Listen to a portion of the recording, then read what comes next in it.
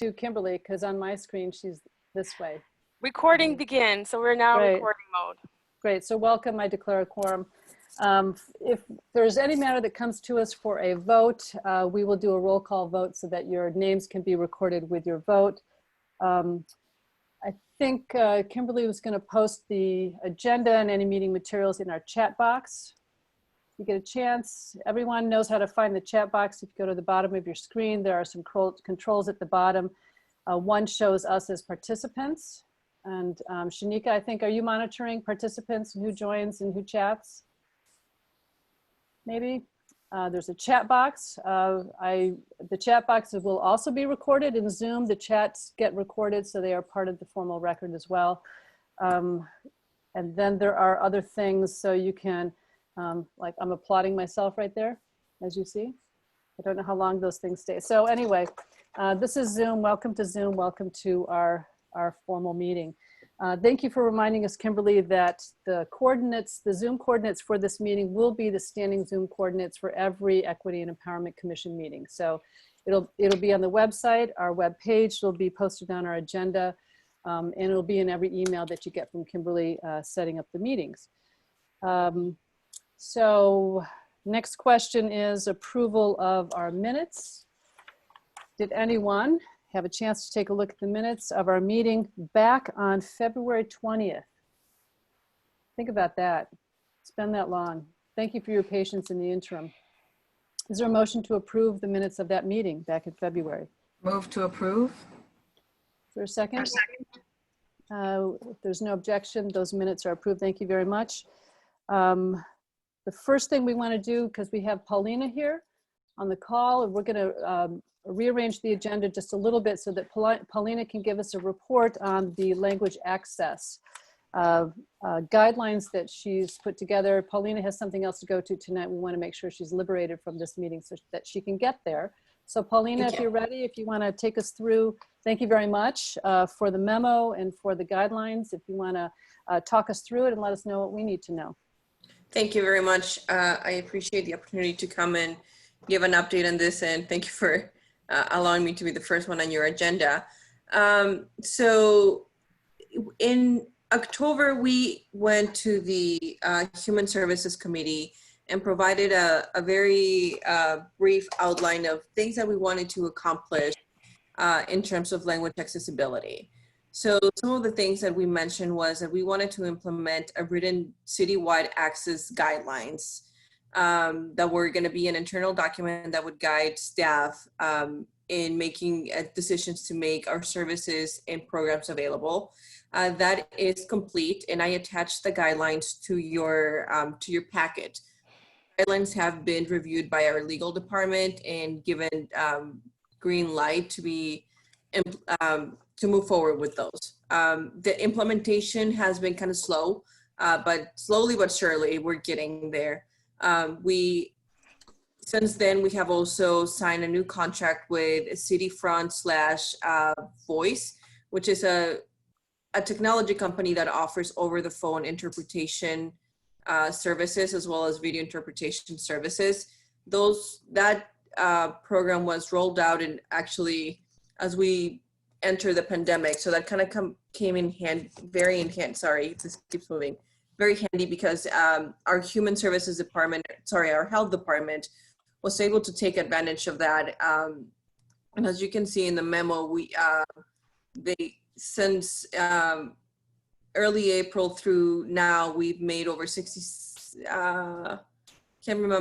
something calls. They're in Spanish. 96% of the calls have been in Spanish. 4% of the calls have requested assistance in Arabic, which has been really helpful. We continue to receive reports on how many calls we're getting a month and who from our departments is utilizing the service, so that can guide us in the future to where we need more resources for language accessibility. The translation of vital documents is currently on hold just because of the volume of the work that requires and the minimal budget that we have for that. This is a discussion that I've had with the city manager as well as with Assistant City Manager Kimberly Richardson. And we have all agreed this is an important service that we need to provide to the community. And we do plan to make the appropriate budget adjustments into fiscal year 2021 to make sure that we can get these documents ready to go, at least in Spanish, given the guidelines that we established for the public. During the pandemic, I have also been very active in providing our Spanish newsletter, which for a while was kind of just very dormant because there wasn't a staff member to take care of that. So I've been doing that. I've been linking all of the published newsletters to our Spanish website, our Spanish page within our website. That is in conversations with other communities that have a more established language access program. I've gotten a lot of ideas of how we can better utilize our webpage to communicate with the public. So that is something that I plan to undertake and bring other staff who are interested in participating in language access accessibility in the future to make sure that we continue with that work. Great, thank you, Paulina. Any questions or comments from Paulina? Thank you for letting us jump ahead to this business. We will take a step back in a second for reflection and public comment, but we wanted to make sure that Paulina used her while she was available. Any questions about the language access policy and the guidelines? Yeah, I've got a question about the guidelines. I actually printed out my agenda. Is there access to the actual guidelines? What I have is the memo. Is that available on the website for us to review? It was part of the packet. It was part of my attachment. Mm-hmm. Okay. Yeah. It's footnote. I'd be happy to send the link if you don't have it readily available. Okay, that'd be great. Yeah. Would you post that in our chat? Yep. Will do. Thank you very much. Any other questions or thoughts about the language access policy? Seems to me this has been brewing for a long time. Thank you for bringing it across the plate, Paulina. And who is actually using it? I'm assuming 311 operators use it. What is the what's the service side look like, and how do people figure out what they need to translate or what language? So for the over the phone interpretation service, I'm assuming you're asking. Yes. We're actually tracking who in our staff are using it the most. So right now it's basically 99% of our health employees. I haven't had an opportunity to talk to Director Oakbo, but just by the names of the people who are using it, it's all of our contact tracers. So I would dare to make the assumption that it has been heavily utilized for contact tracing. We do have Spanish speakers on 311, so 311 has not been using it as heavily. But I do expect that once things normalize and we come out with a stronger rollout, that 311 will be utilizing it for other languages, which, for example, Arabic, which has been the second most utilized language. Great. Delores? Are you keeping up with numbers, Paulina? So we'll know how many people are actually requesting the service, so that we'll know. Sure. And the language that they're requesting it in? Yes, so starting in April and through the end of May, we've received about 67 phone calls. 96% of them have been in Spanish, 4% of them have been in Arabic. Can I ask, what's the budget line for this? How much was the contract with City Front Voice? So there's not a specific amount. So it's based on usage. We don't have to hit a minimum, and we don't have to hit a maximum either.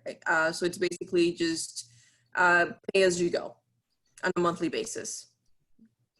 Right. Are they Chicago based or? They are Texas based. Mm-hmm. Other questions, comments? I had a question about, and I don't know if you'll know the answer, but I'm just curious how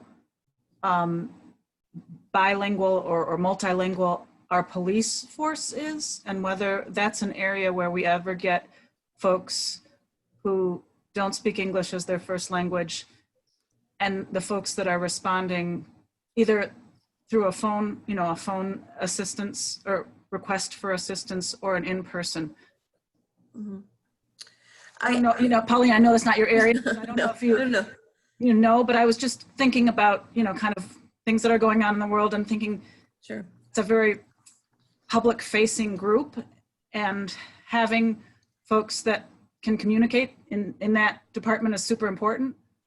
Yeah, no, I completely agree. And I have very preliminary numbers. I can't recall off the top of my head what those numbers are.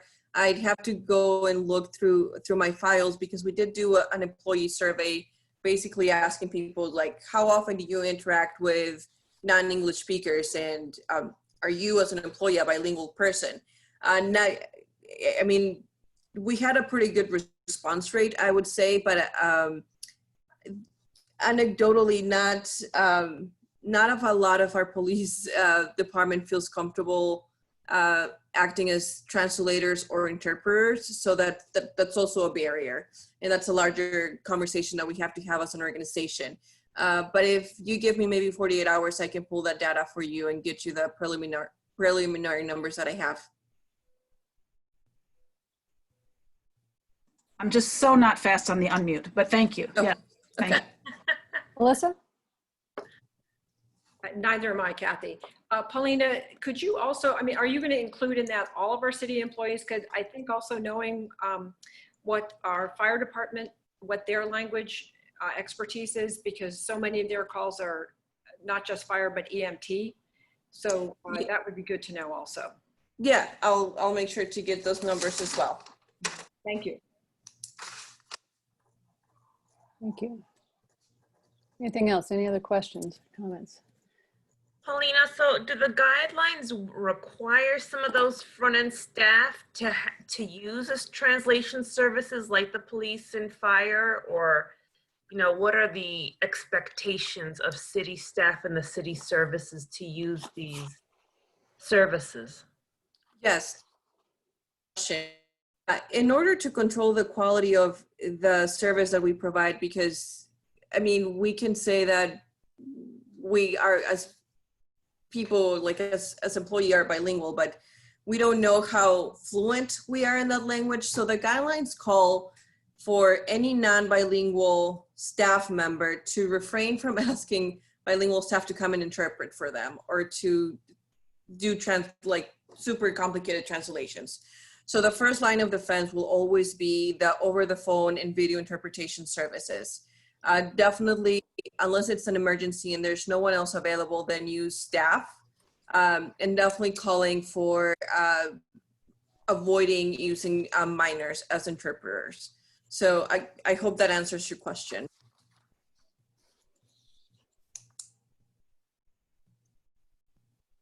So is there a next step with these guidelines to be shared or provided to staff? Yes. Promoted through the city council?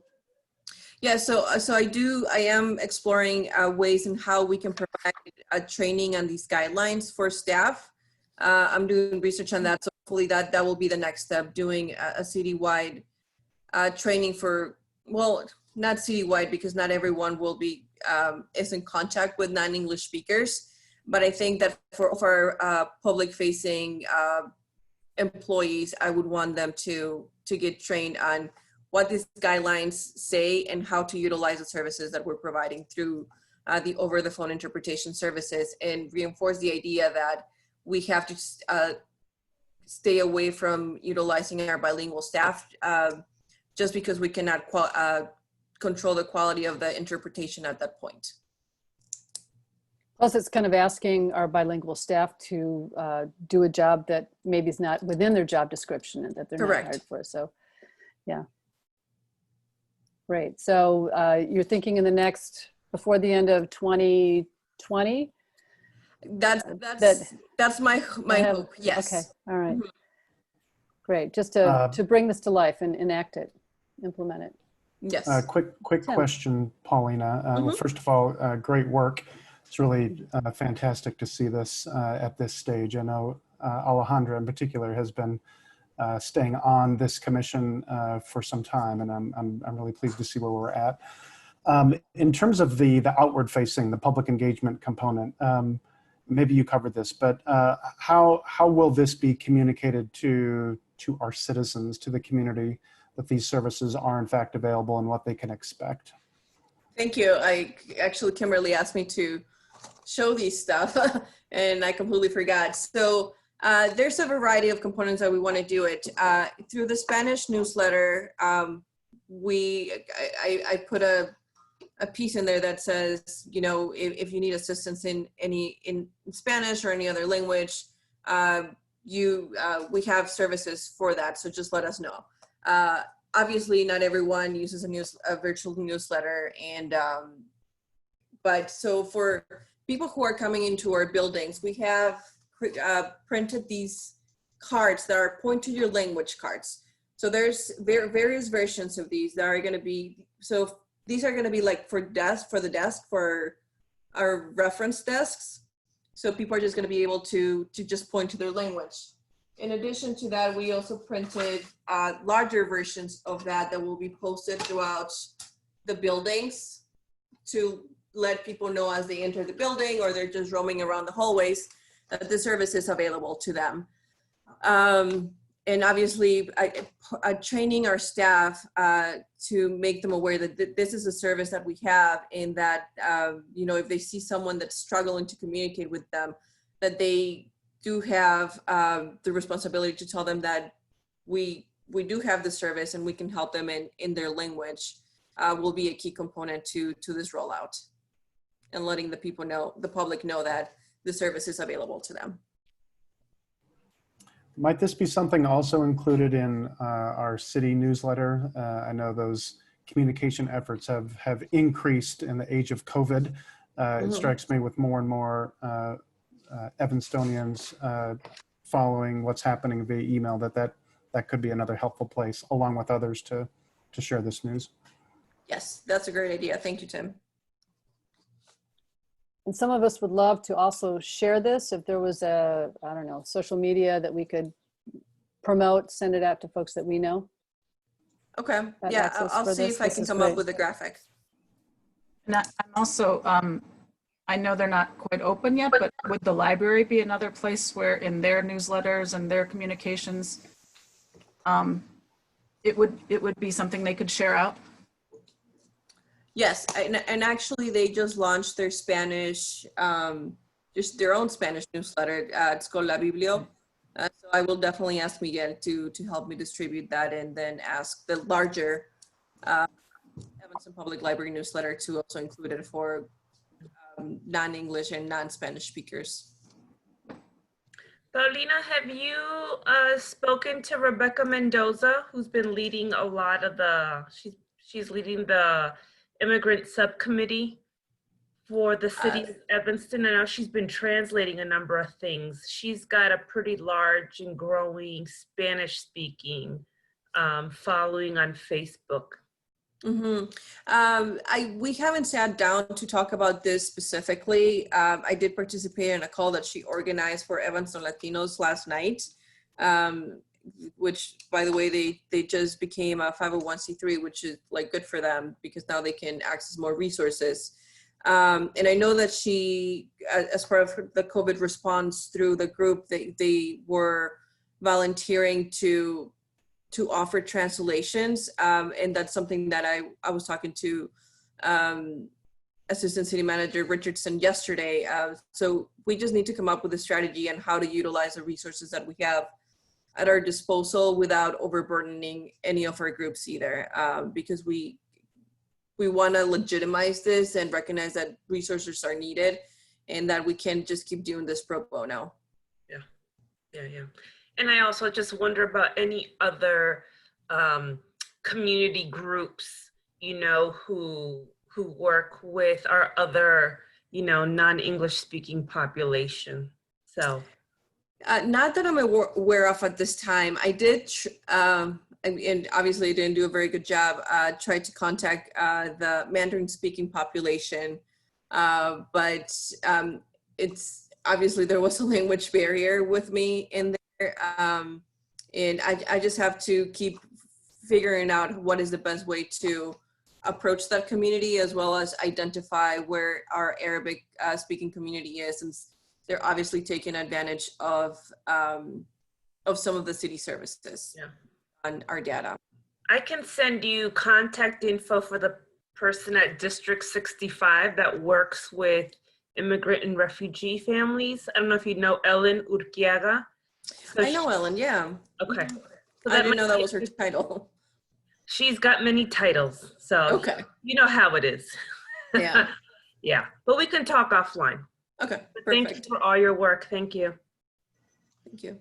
Paulina, Yes, ma'am. you might want to contact the Haitian Congress, because they work with the Haitian population as well as a large segment of our Caribbean population. I found that out this summer when we were doing some work with Cradle to Career, and there is there's a huge population of Jamaicans, Haitians, Belizean, Cubans, lots and lots of them. So the Haitian Congress is one that you might want to contact.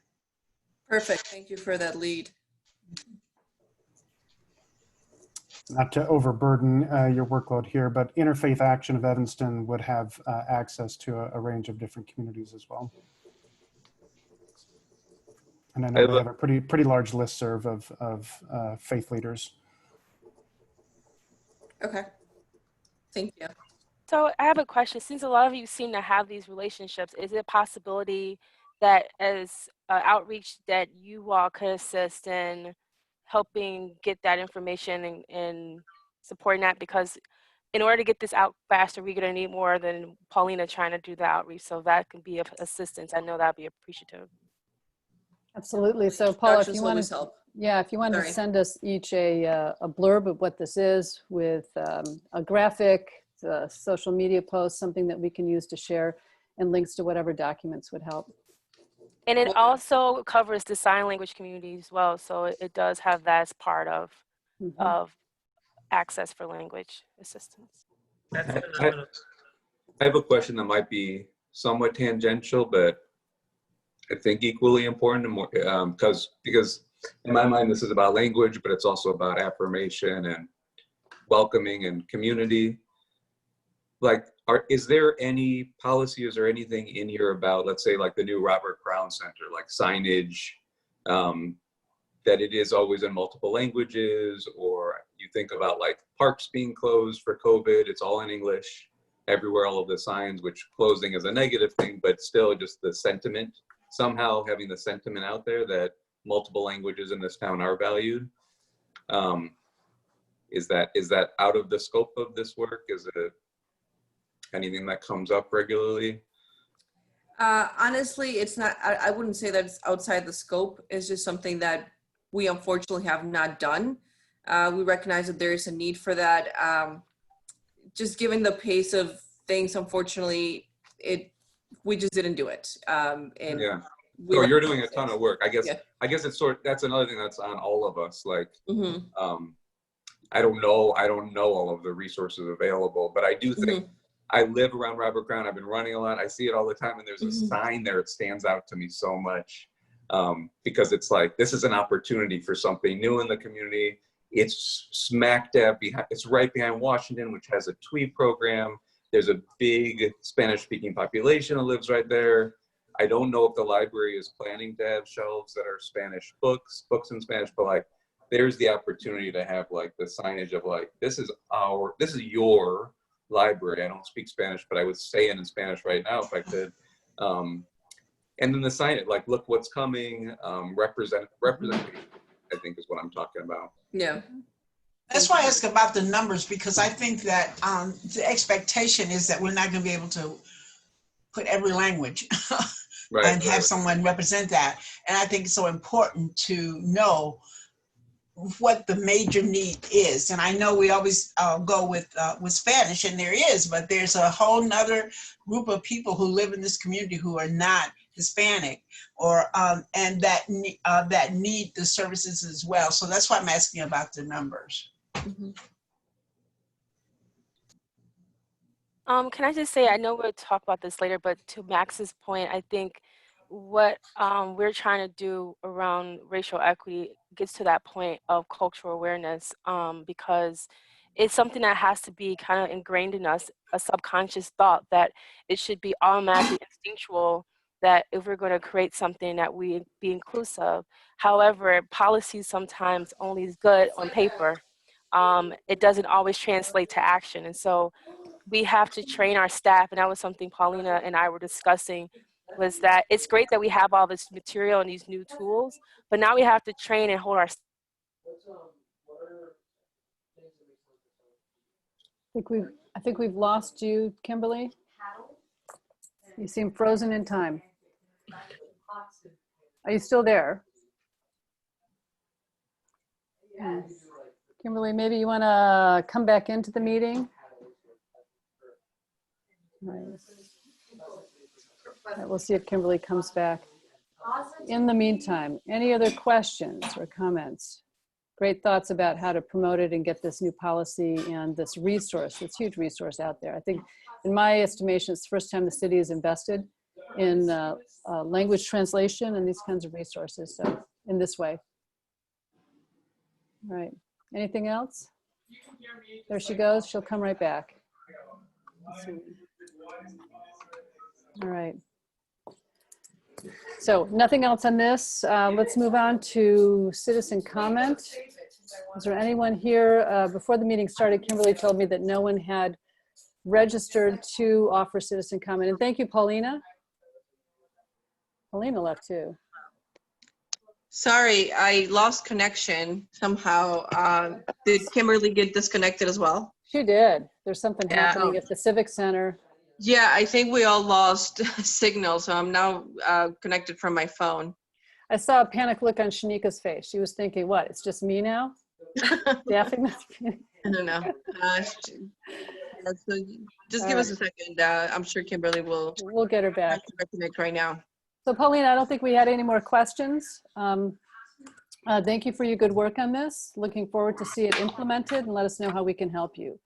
So if you send us this information, we will do what we can to promote it in our own channels. Thanks so much. You. Yeah. All right. Bye. Good luck with whatever's next tonight. Oh, look at all these hands clapping.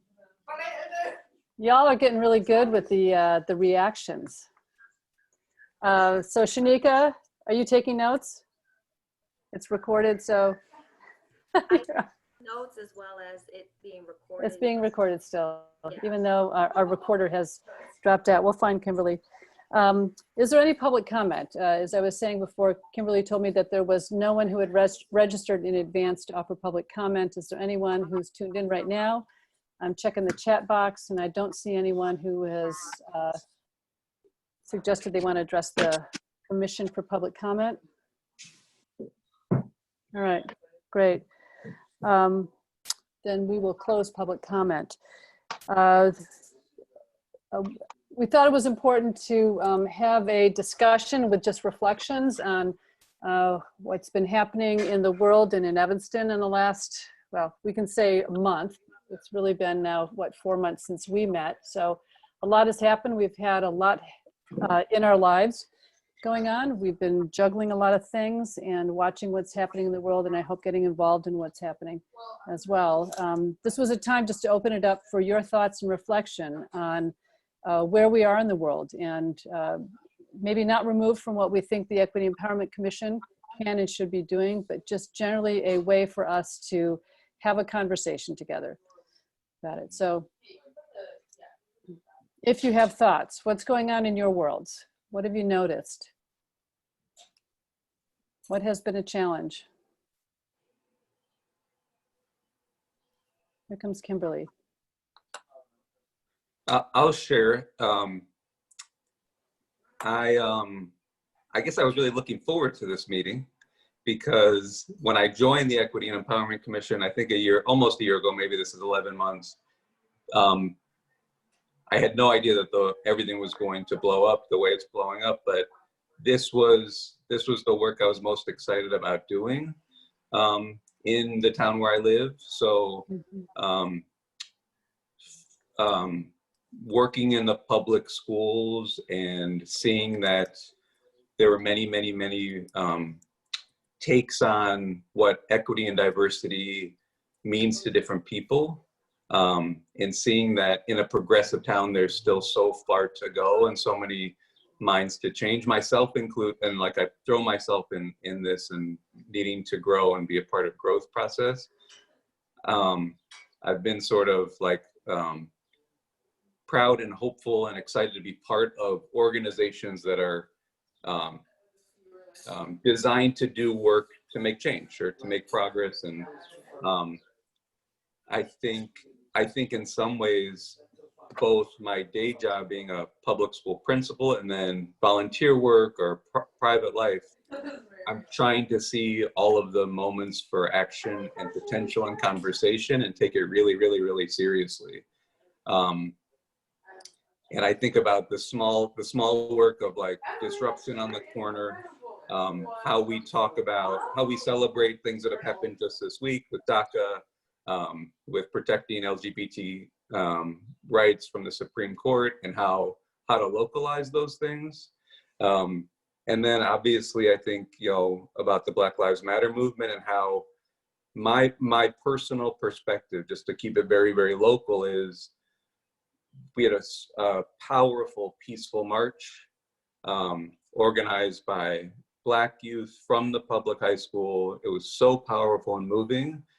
But I'm a little bit concerned that since then, I even see yard signs disappearing. So I feel like there's energy out there in the world, but I'm a little bit worried in our wonderful town that I love living in, that energy may be lost. And I want to be part of a group that keeps it alive and does stuff about it. So, like I saw the piece that Nina Cavan put out on Dear Evanston. I said that I would mention it tonight when I saw it about like the laundry cafe that the two women are trying to start in the 5th Ward. And I think there's so many things that we could latch onto to be part of growth and vibrancy and positivity around Black Lives Matter. And I both want to ride the wave, but not do and keep the mindset that this isn't a trend. Like, this is work that we should have been doing for 400 years. So how do we make local change as much as possible? That's where my mind's at.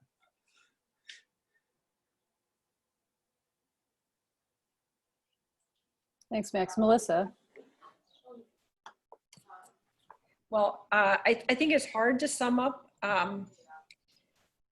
how we're all feeling. It's some of everything, and it changes from moment to moment, especially during the pandemic, and then with the Black Lives Matter movement, the death of George Floyd, and the protests and rallies, and then to be buffeted by someone, and then to have other things like these surprise Supreme Court decisions coming.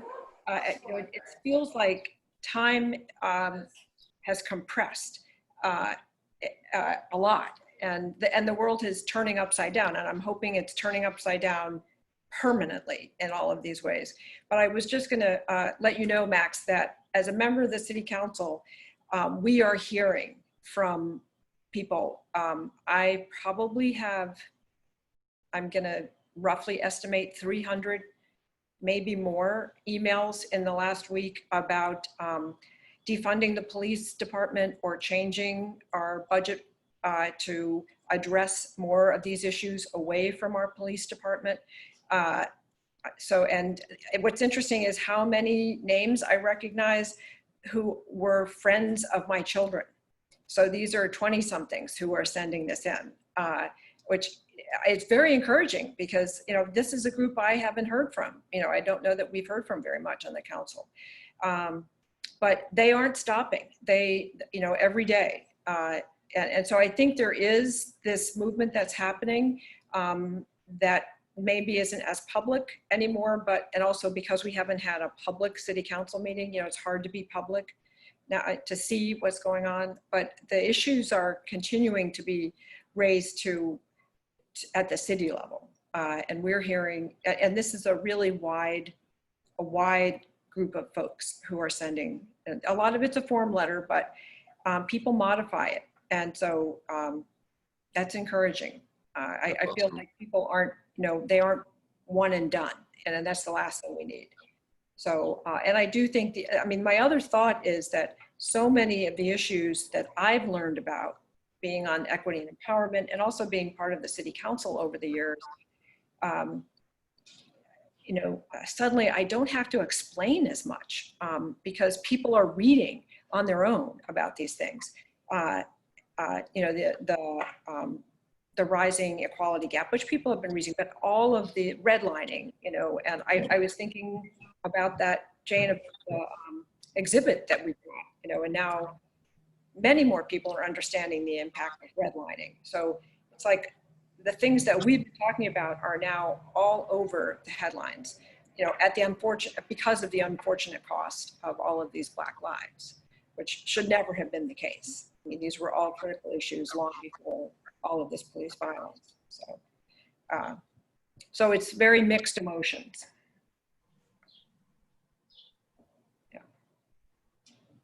So I'm thinking, Melissa, maybe instead of the world turning upside down, maybe it's turning right side up now in some ways. And as I said that, I realized, I keep I have the song from Hamilton in mind, and in their mind, they were turning it correctly. So for me, as I see these large-scale societal changes that really feel like a real transition, a pivot to something else, something new and different. I'm reminded just this week at work, we had at Chicago Metropolitan Agency for Planning, Diversity, Inclusion training last week, and then we had a meeting last Thursday among employees to kind of decompress and talk about it, and informally with breakout rooms, and it didn't go well. And it was just a reminder that we can do the trainings and we can get on the same page with language, but it doesn't mean that we've changed individual minds, and that's still a day-to-day, person-to-person undertaking. It's not a wholesale societal change that we can just wave a magic wand or break out in the streets and these great peaceful protests, but it's still an individual, one-on-one, mind-changing, mindset-changing undertaking. So it was at least I felt as if we'd made good progress, and then it was the stark reminder that no, not at all. 2 steps forward, 1 step backward, at least in my little world is how it seems to work. And that's just how I feel. I can't imagine how my colleagues of color feel. Probably 2 steps forward, 5 steps backwards. So, yeah. So there is a place for us, this Equity Empowerment Commission, in this world, and to maybe help. I like to say, turn this barge of the city of Evanston is like a barge out in Lake Michigan, and when it makes turns out way out in the lake, it's kind of imperceptible and you can't tell. But if you make these little changes, these little turns, it resets the trajectory and you get to a different place. And I think there's a role for this commission to play in. We may not be able to make a big turn. Oh, I just hit my earphone, sorry, as I was acting like I was turning but maybe some of these policy changes and set the city of Evanston a different trajectory to get where we want to be in a year or in 5 years or in our children's lifetime. I don't know. Yeah, something that I shared with Jane, right? So I feel like I'm wearing a lot of hats and I've been holding so much, right? So I'm a parent of 3 sons. So my kids are in 3 different schools here in Evanston. And so when we went into shelter in place, my household was a mess of sorts, right? So I have a 5th grader, 7th grader, freshman in high school. And so we are holding a lot. But at the same time, I recognized our privilege, right? So what I've been holding is both the privilege of being a middle class, white Latina, right, who lives in Evanston, whose children have access to computers, right? And that's powerful because my children were able to complete their academic school year with access to digital, they had digital access to be able to do that. They didn't all do great. My high schooler did fabulous. My middle schooler he struggled. But those are privileges, right? We live in a small household. I'm a very typical immigrant family where we have 3 generations in one house, but we continue to be very healthy. And at the same time, I also work at a place with a lot of privilege, right? I work at a private foundation, but I am reminded of the pain that a lot of, our historically disinvested communities of Black and Brown are hurting. So, my foundation invests in racial justice. And we actually fund leadership development for women of color. And I have co-facilitated meetings with a lot of these amazing women. And they've been both invigorating and also incredibly painful because a number of them have lost children, have lost family members. One of our leaders that works in a predominantly Filipino community organizing community is needing to quit because of her disability and mental health, and she's a frontline worker, and it's too much to handle.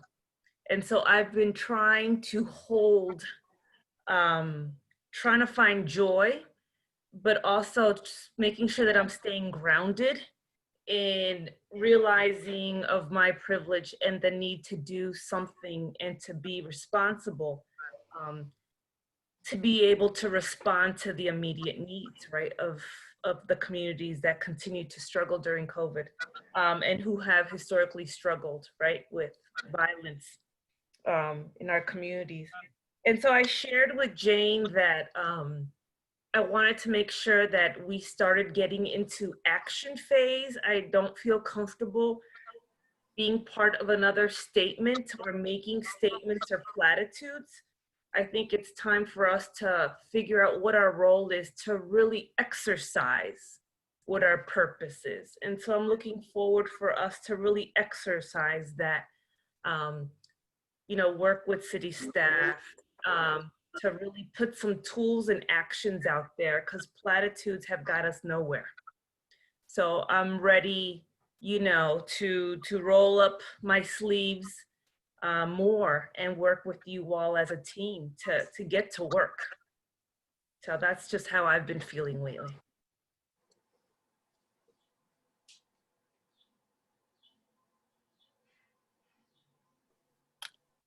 Thank you. All right. Anyone else? Shanika? I was gonna wait until the rest of the commission spoke, but Go ahead. might as well just go ahead and weigh in. I think that I find, as many of you have already said, a lot of feelings, a lot of emotions, and me being a Black woman, young, so many different loopholes and hurdles that you face with, 1, the pandemic, but then 2, the Black Lives Matter, and then 3, to work in local government.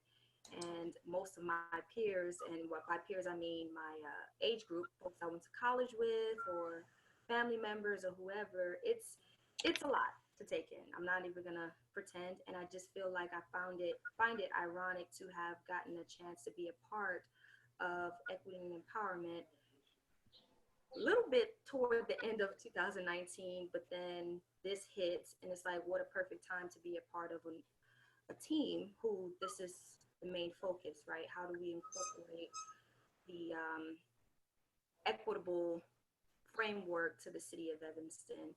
And I feel like you all are doing a fantastic job, but the key is to always definitely listen and truly listen to what it is that those who are experiencing in your wards or other communities that you're working with is really taking place, because I feel like even with the protesting and just a lot of stuff that's happening behind the Black Lives Movement is coming from not listening, you know. And I've seen a lot on social media how a lot of people were angry because it was like, we've tried all these different ways to get everyone's attention. Why did it have to take the sacrifice of a man's life for the entire world to finally shift into this dynamic? And I feel like you all are ahead of the curve because you got on board with your Equity and Empowerment Commission to start the work in Evanston.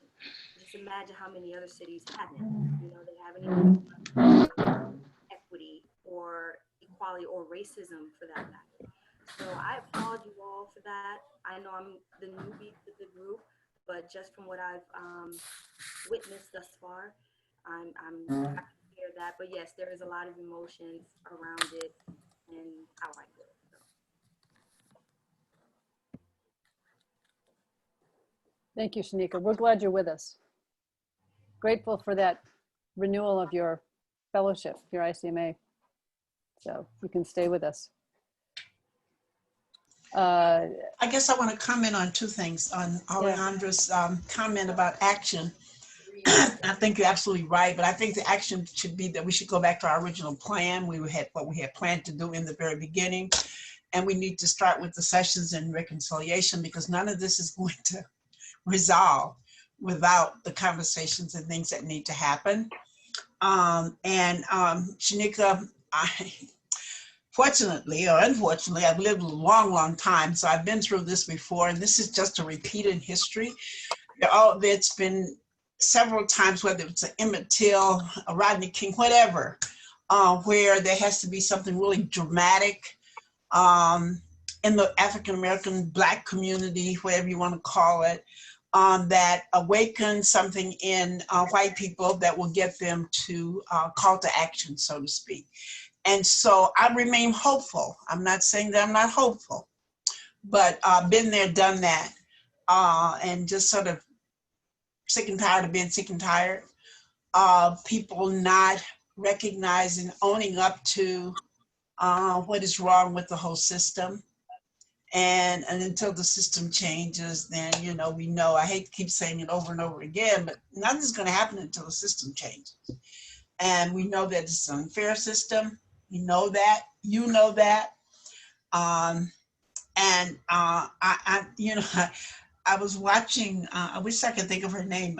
The other thing about getting old is I just can't remember names a lot anymore. Never remembered names, but I really can't remember this. But I was watching this, someone sent me a YouTube thing of a white woman who was doing a workshop. And in the workshop, she was doing it with all white people. And she asked them how many of them would like to trade places with Black people if they, if they could. And so she said, I want everyone in the audience to raise their hand if you would trade places. And of course, nobody raised their hands. And so then she repeated it again. And she said, see, then you know exactly what is going on in this country. And I say that to everyone. Of course, you know. But, are you willing to trade places and really do something about it?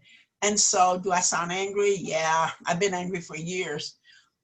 Doesn't get me anywhere, but I am angry about it. I'm angry about what happened to George, what happened to Aubrey, what happened to a young lady in Kentucky, what happened to Rodney King, what happened to over and over and over and over again, because I've seen it all.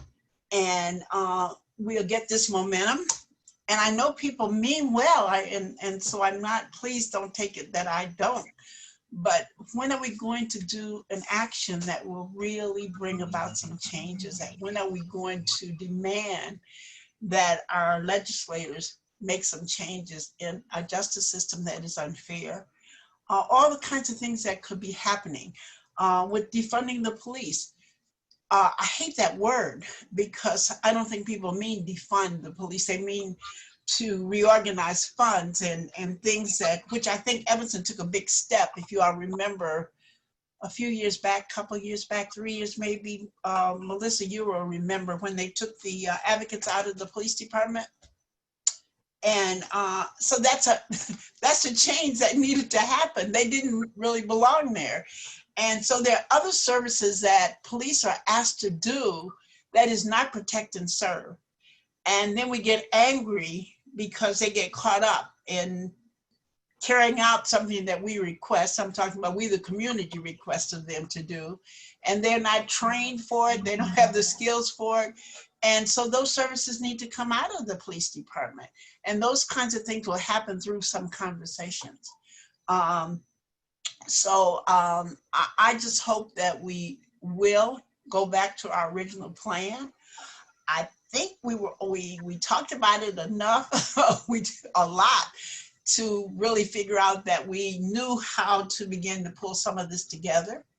And, but we got off track. And so I'm just hoping that I would want to second your motion, the motion, Alexandra, in terms of really doing some action, because I think that's what we all got on this commission for, to make a change and to do something.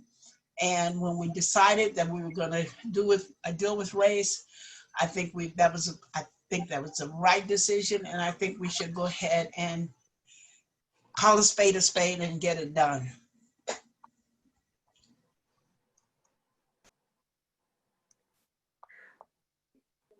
Thank you, Delores.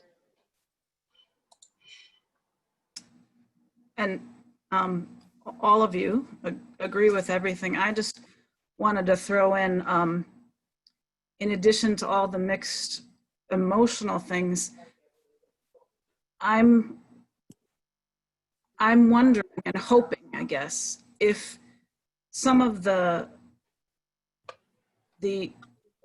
system change that we're looking for is possible in a new way because of COVID and because of the just dramatic changes that we're having in our day-to-day lives about how we communicate, and with technology being different, with people's focus being different, people's access being different, if there are opportunities for us to say, and I can't agree with you more, Delores, defund to me, it's like, for those in the IEP special education work, it's the difference between strength-based speech and deficiency-based or deficit-based speech. So instead of saying defund something, I would rather say let's invest. I'd say reinvest, but I think we haven't really invested, but let's invest in social workers. Let's invest in mental health support. Let's invest in, education that is provided for, all of our students. But I guess the thought that I'm having is, if we try to if we try to say, we want to add in a new way what hasn't been there before, and try to get to a better result through a retooling of some of these systems and a refocusing on what's really at the root of the problem and what's really going to solve the problem. So I think I agree with everybody. I am really quite proud, I must say, for Kimberly and for the staff on Shanika. I feel like we've been very lucky in Evanston because there were some really smart decisions, and Melissa and those on the city council, in terms of trying to keep us safe from COVID and trying to do some very early, smart, data-based, evidence-based things that helped us and are helping us. So I'm appreciative of having leaders that use evidence and believe in science and data. That's one of the systemic changes that I think could be really great if we all used data, and also that we use data that's inclusive, so that we're really thinking about what we're doing in a very thoughtful way. But I do feel like there may be new opportunities with all the different types of system changes that we're just going through because of the pandemic, and also the social justice stuff has been there before, but we're having new ways of spreading that and communicating that, and then hopefully tackling that. So that's my 2 cents on. Oh, and I just wanted to say too, I think an encouraging thing, I signed into the fan event with Robin DiAngelo on white fragility. And I don't know if you guys hung around at the end, if anybody listened, but there were 8,500 people listening to Robin DiAngelo, and our own Marcus Campbell. But 8,500 people is an example of, we could never have 8,500 people in Evanston Township High School, no matter how many rooms you used.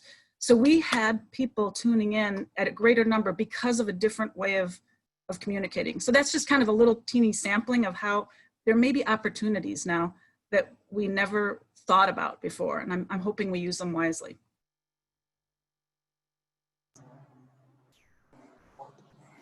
Great, thank you.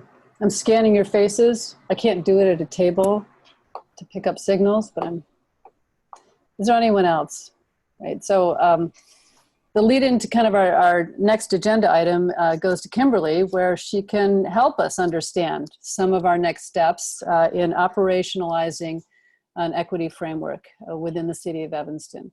It's not ready for us for our prime time yet, but this is something that Kimberly, go ahead, Kimberly.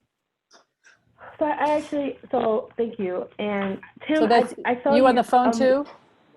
It's me. I'm having this building, no one's in. So now you see why, because of technical difficulties, like the internet just died. So I have to use my phone in Wi-Fi spots. But anyway, Tim, did you want to say something? You unmuted yourself. Yeah, I'll be brief. I was just to add a few additional thoughts, really an affirmation of what others have already shared. Certainly, the COVID-19 pandemic made even more visible so many different layers of inequity, disempowerment, whether it was the disproportionate burden that women have bared in the homes, with the expectation that women would be the primary instructors of children, along with working, whether it was those who had to work outside of the home, as Alejandra noted. Many of us, like myself, have not had to. I've been able to work from home with a laptop and earn a livelihood, but disproportionate burden on Black, Brown, Red communities in particular, who have had to, in order to maintain livelihood, to be able to feed children and keep paying rent, have had to work and make themselves vulnerable to the righteous, angry, just uprisings in the wake of George Floyd and Breonna Taylor, and the ongoing murders of Black, Brown persons, not only at the hands of police, but at the hands of police. I'm noting the emergent turning toward voices like Ibram Kendi, who are insisting and have been insisting that it's not so much about changing hearts and minds, but about structural change, which we have all been affirming, that and the work of this commission of institutionalizing equity, not just talking about it, not just noting feelings and processing, and though there's a role for that, but I am encouraged by our younger generations who are insisting that we're done with certain dynamics, and we are going to fight. They are going to fight for deep systemic change, and so that's hopeful. Even as I hear Delores, your painful reminder that we have been through so many cycles of now is enough, now things change, and yet we find ourselves recurring patterns. So I'm hopeful, and yet cautiously so as well. Thanks, Kimberly. So sorry, Tim, I didn't want to put anybody on the spot to Not a share, problem. reflect. Not a problem. And I didn't see, yeah, my apologies. So Kimberly. Yeah. Yeah. This is heavy stuff. I mean,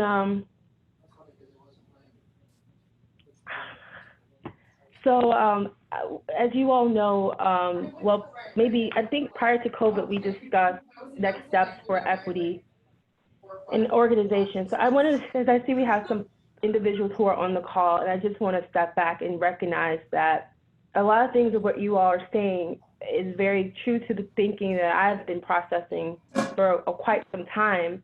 And, you know, I have to look at it from a government standpoint from which I'm sitting in, and we have to recognize that our city, our state, our country were founded by explicit racist policies and practices, and that, I mean, I can give example from how the whole beach token conversation, what that mean, and, you know, and how it went from an explicit segregation to implicit with a token to now we're using that same token to say we need to maintain our beaches. And so in order to do that, we need to pay for it and do this token, right? So so here we are today with understanding our history. And I think that in order for us to make substantive change, we have to transform city government. You know, I can't talk about state or national, that's not my level, but we have to transform how we as the city operates. And that means we have to look at our internal structure. And everything that has been discussed has really been talking about from the outside looking in. But until we fix our structures internally, all the other work that you're saying the fruition will never happen. I look at Minneapolis. Minneapolis has been in the forefront of equity work, racial equity work explicitly, and see what happens. Policies are great, but if you don't have the training behind it, the accountability behind it, it doesn't matter, because still people are going to still have their own bias and bring their own cultural incompetency. I wouldn't even say competencies because they don't have it. So you have to change the structure internally. And that's where I have been trying to figure out how that path looks as we are moving towards this. And I think, unfortunately, COVID-19 was a good start to opening up the eyes because people were at home. And now they were actually witnessing and couldn't go anywhere to watch injustices that for people of color have been watching all their lives. And so for me, we started equity work a year ago, and the fruition of that equity work is shown itself because look at Health and Human Services and how that context of that conversation started under a budget discussion. And it moved from a budget discussion to, well, we need to do a racial equity analysis of how are we providing social services. And from that, the community input said, and the staff input said, well, the problem is that we're decentralized, we're siloed. So you have different departments doing overlapping work. We combine that department, we actually increased staff in that department. We took out unnecessary staff who could go to other departments. We added a staff person to the health department that was eliminated. We put a position back. We added staff that was in the health and human service department, increased this number of staff members, consolidated a division. And now under COVID-19, it has been the most effective department because of having the right resources and the staff being able to communicate. So we can actually look at data to say how effective are we doing in our jobs with Health and Human Services, because we set the foundation using a racial equity process. So now I want to expand that. That was our little test. Didn't know all this was going to happen. There's still a lot of work that has to be done with that committee, with that department. We just did one thing, and that was a consolidation. We never looked at programs. We never did additional work. So all that being said, we are following the GARE, which is the Government Alliance for Racial Equity. We are members of GARE, and they are the three concepts of normalizing, organizing, and operationalizing. And it has to be done internally before we can start talking about external. And so what I'm working towards is creating what equity for us mean is that our policy making, service delivery, and distribution of resources account for the different histories, challenges, and needs of the people we serve. Like that is our equity focus today. And so the strategy and how do we achieve that is that I want to create a citywide employee equity committee that will be accompany your group, because now we have an external group and now we need an internal group. This group will be a part of a training that will include learning the tools and understanding the history of Evanston, because a number of our employees do not understand the Evanston history. So you have to educate our employees first, and then going through a department assessment and creating action plans and goals for the department. That will then lead to us being able to really talk about equity tools, one being the budget. And transitioning our budget from what I consider a line item budget, where it's somewhat programmed, to an outcome-based budget, which is more of where you guys are talking about how do you know where the resources are so that we can hold ourselves accountable. This is not going to be something that I can tell you we're going to have done in 3 weeks, in 6 months, in a year, because Evanston was founded in the late 1800s, and that's when racism started. So if you're expecting that we as a city are going to be able to change in a short span of time, I can't guarantee that. But what I'm trying to do is start with laying the foundational work. And laying the foundation means we have to work on ourselves internally. So having an equity coach, I know we do not currently have an equity coordinator position, and that position is going to remain vacant. What we really need right now is someone with some technical expertise to help us kind of get started, to guide us through this process. Expanding our equity team. So the first year, we're going to start with a cohort and keep building on cohorts so that we can expand beyond. Creating an Equity 101 program that all employees are required to have to attend, which will include understanding the history of Evanston and cultural competencies, explicit and implicit bias. There will be 4, I think we decided there will be 4, but also we were going to have our committee kind of develop that more. And then creating what we call affinity groups. And these affinity groups can be broken up by race, by gender, by orientation, by religion. But we need to, in our own organization, we need to hear from our employees, because we talk about the community. We don't talk about the employees as being a part of a community. And they too are community. It's just not the taxpayers type of community. And so they're the ones that are going to be enforcing these policies. They're the ones that know what works and doesn't work. They know when their policy is crap, because they have to execute it, and they're the ones that get the first blowback when something doesn't work. So we need to work with our staff with changing policy, because the top, which is leadership, they have to buy into the idea, the concept, but they're going to have to be led by our junior staff and by those coming up, because those are the ones who actually know what the community really needs in working with that. We have to identify data to hold ourselves accountable. So looking at what populations are we trying to meet and serve.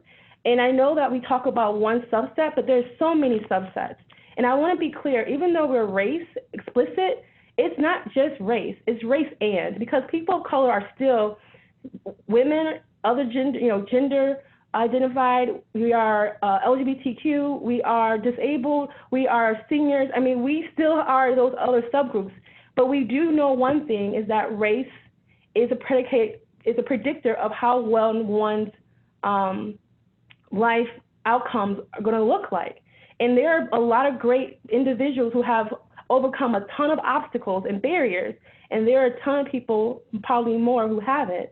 And so we just have to focus on race, but race is it's not the only thing that's going to be achieved. Those other individuals will have, hopefully, outside of the Black community in this particular case, will also receive benefit, because we are fixing a problem at the root, and the root is race.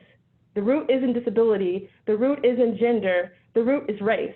Our Constitution was founded on racism. There are words in our Constitution that they had to fight to amend because they said certain people weren't people. We were property. So if you do not talk about the fact of the root of race, none of this other stuff is going to matter. We're just going to keep band-aiding and putting like color rainbow band-aids on each other and saying, you know, well, we created this program to fix something, but did we really fix it or did we just band-aid it? And I think this is a point where now we have to stop band-aiding things in our city, because that's what I see us as an organization doing. We are always band-aiding, but we're never working on the root. And I think social services was a great example of when you start working on the root, you start to see the fruition of what can happen in the community. And I think having our director, Ike Opal, and Greg Olson in the health department and in the human services department with Indira Perkins and Audrey Thompson, those three are working together to really try to build something that is equitable. And so that is where we need to start as an organization, and we need the funding for this, because I'm sorry, I am not going to I will not allow someone to do any more pro bono work, especially of color, because we always like to have people to come in and do things for free, and that doesn't get us anywhere. We need to be strategic. We need to understand what resources we need to support this work. We need to invest in our employees, because we do not.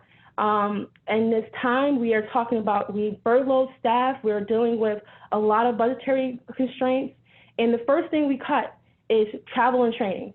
I get travel, but training. And that is usually the first thing people need in order to advance in our organization. And so we have to rethink how we resource and deal with our COVID-19 realities, but we also need to invest in our employees.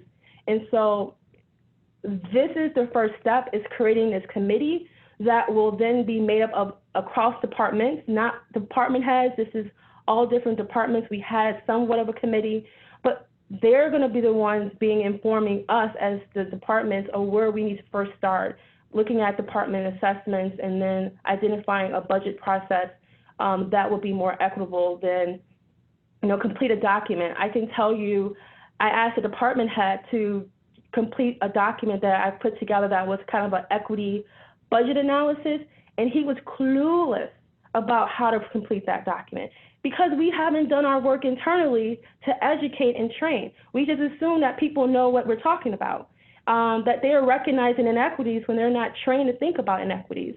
So we have to do the work internally as an organization before you as a resident are going to actually see the equity operationalized in your community. I think that's where we're at. I mean, so I'd be interested to get your feedback as I will be presenting this again to City Council, a little probably more articulately with a PowerPoint and all that great stuff. But, you know, the one thing that drives me bonkers a little bit is that the sense of urgency is also a part of white supremacy culture that we ourselves don't realize. And so when I get someone tell me, well, I need you to start working on this now, we don't need to talk. Well, who are we talking to? I think sometimes we talk to the same circles, but I don't think we were more intentional. And so I just want us to be mindful that we haven't talked to staff at any point about this. You talk about the digital divide. I have to finally say, have we even talked to our staff about how they're able to cope working from home? If they can cope working from home, do they have the right equipment working from home? Do they have the right internet connection working from home? Are they being compensated for certain things? I mean, because we just told people to have to go home and work. We never really set them up in order to do their job, and then we're furloughing them on top of it. So these are things that we have to address. And the City Council has to be willing to make some hard decisions about what priorities need to be set. But I think that in order for us to get to where you all need us to be as an organization, we have to work on ourselves. I mean, that's important. As well as continue working with the community to make sure that the dialogue and the interaction happens as well. Sorry, that was a diatribe. I had to get that out. Sorry, that was not what I was supposed to say, but I just wanted to share that. Yeah. So if there's any questions. Thank you. I think I have questions, but it has to do with the role of the commission to support this undertaking with an internal committee. We talked when we were drafting the agenda about the commission being responsible for developing the community indicators of or the indicators for performance of city staff and performance of programs and policies, setting kind of benchmarks for where we wanted to go using the data that we have to determine whether or not we're getting there. The commission's role, Kimberly, if you could elaborate on kind of how you envision the commission supporting and promoting and. Sure. So what a principle that we're going to be moving forward with is called result-based accountability. It's something that, again, using the GARE model. I mean, some may have heard of this as targeted universalism. Others may, know of it in the private sector as something else. But what it really is that we have to look at the whole community and identify indicators. And those are going to be able to give us measurements. So, asthma rate, like police rate, unemployment rates, and then look at the population that we're trying to target. And so what I was working with Jane and Alejandra is, I think it'd be really helpful that it is the community that identifies what those community indicators should be, so that as city staff begin to set our equity goals, we're setting them to meet some of these indicators. So I think, though, as I was explaining to Jane, that there might be some training required in this for you all. So bringing in someone to help us walk through how to identify the appropriate indicators. So then that can be presented to City Council as they're doing their goal setting to say this should be part of your equity, operationalizing equity. Here are the indicators that we want to see that the city focus on, so that when the city departments are identifying goals, they are going back to something to be held accountable to. So that way we're not all talking different languages. So I think that is something as a start with where the commission can go. And I would love to eventually have a facilitated conversation with everyone as a collaborative to say, who are we, who are you, who is the committee internally, to work more collaboratively. Because as of today, I was having a struggle of figuring out, reading your purpose of the committee. I was telling this to Jane, I feel like this was written for internal staff, because how do you guys know policy of internal policies, and how are you to evaluate that when you're not the ones having to actually implement them? Now you receive, on the other hand, how the policy may be implemented, but you're not the staff that you're not the staff creating or implementing. So I think that's why it's important to have an internal structure that's kind of your partner in this, because you are the community, a subset, of course, but you represent as a community. And then also helping us figure out what to do. And I saw a comment from Sarah about the boards and commissions. I was thinking about this after our conversation. It would be great to come up with a curriculum and guidelines for our boards and commissions, because one, we have a lot of boards and commissions who probably need some education, but also I'm looking at, we have a struggle of getting diversity on our boards and commissions. And we talk about diversity, we talk about inclusion, we talk about equity. Well, if you don't have diverse voices on the board or on the commissions, you're not going to have the conversations and the inclusion of voices that are typically not heard. So how do we better strategize around making our boards and commissions strength in diversity, and how are they structured? And I feel like that's something we need help. And I feel like as a commission, it would be a good idea to start formulating that. These are just broad ideas. I'm not here to tell you what you all should do, but this is some things I'm thinking about that we can flesh out more if we move forward with a retreat or something to that effect, that can be, where is your goal in helping us operationalize equity in our organization?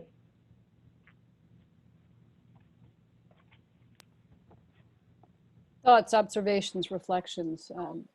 It's sounding as if, go ahead, Max. Kimberly, I know at the last meeting we did talk about recruiting. There are some open spots, and I know there were specifically some women of color who showed an interest. I think they reached out to you. Do we know anything about filling those spots? Sure. So didn't get any additional individuals since at that point, but recently, because of the conversation we're having at the local level and national level, we have received some applications.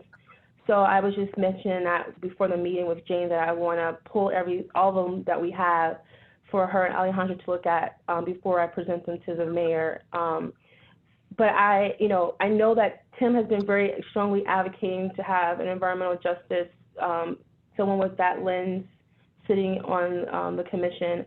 Individuals have to apply in order for that. If they are interested, I really encourage people to apply.